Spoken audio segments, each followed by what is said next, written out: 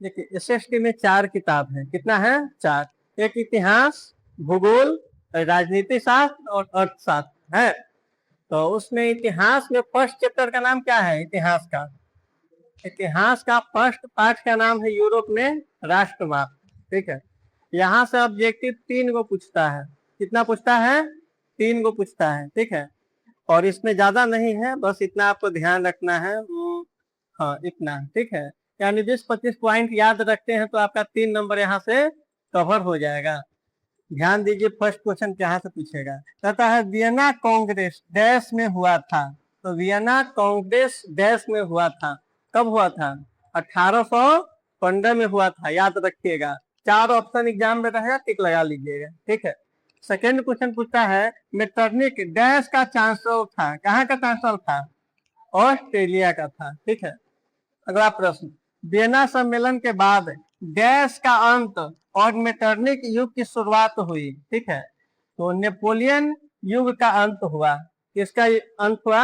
Napoleon युग का। और उसके बाद किसका शुरुआत हुआ? मेटरनिक युग का शुरुआत हुआ। Yes coming. चलिए अगला प्रश्न, फ्रांस में डैश के द्वारा, यहाँ से 2 क्वेश्चन बनता है, ध्यान दो सब। फ्रांस में डैश के द्वारा डैश की स्थापना की गई। तो फ्रांस में वियना कांग्रेस के द्वारा बुर्बो वंश की स्थापना की गई। कौन सा वंश? बुर्बो वंश की स्थापना की गई। ठीक है, चार्ल्स एक्स एक निरंकुश एवं प्रक्रियावादी शासक था। यहां से पूछा जाता है कि चार्ल्स एक्स एक डैश एवं प्रतिक्रियावादी शासक, 10वां एक निरंकुश एवं प्रक्रियावादी शासक था। डैश में डैश ने यंग इटली और डैश में डैश की स्थापना की गई। यहाँ से ध्यान रखिए कि 1831 ईस्वी में मेजनी ने यंग इटली और 1834 ईस्वी में यंग यूरोप की स्थापना की गई। 2 प्रश्न यहाँ से बनेगा। विक्टर इमैनुअल ने काउंट काबुल को प्रधानमंत्री के पद पर नियुक्त किया था। गैरीबाल्दी पेशे से डैश था। पेशे से क्या था? नाविक। बहुत बारी क्वेश्चन पूछा जाता है। गैरीबाल्दी पेशे से क्या था? नाविक था। 1862 ईस्वी में दुर्भाग्यवश काउंट काबुल की मृत्यु हो गई। काउंट काबुल की मृत्यु कब हुई थी? 1862 में। ठीक है, इटली के एकीकरण में डैश का महत्वपूर्ण योगदान था। इटली का जब एकीकरण हुआ तो मेजिनी का महत्वपूर्ण योगदान, मतलब उसमें बहुत व्यक्ति योगदान दिए, लेकिन सबसे ज्यादा मेजिनी का उसमें योगदान था, यानी भूमिका।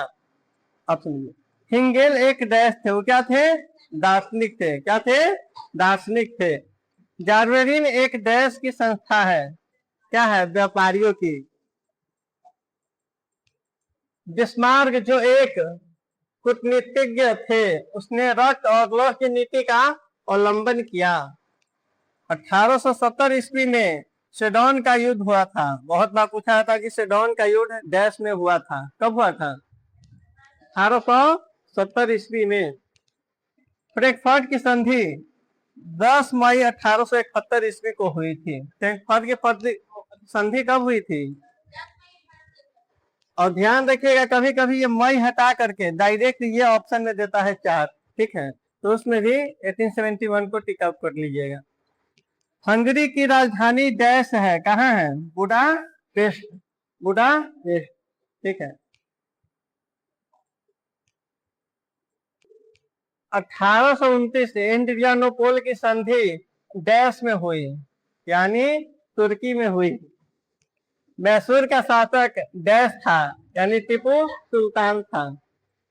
इटली एवं जर्मनी वर्तमान में यूरोप महादेश के अंतर्गत आते हैं।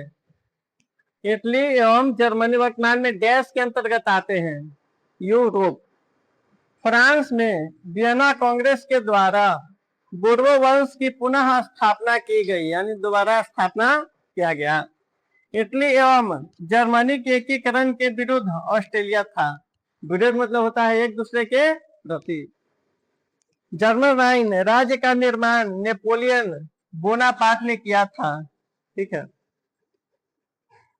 यूरोप वासियों के लिए यूनान देश का डैश एवं डैश यानी साहित्य और ज्ञान विज्ञान प्रेरणा स्रोत रहा। प्रेरणा स्रोत मतलब तो आप लोग को पता ही होगा।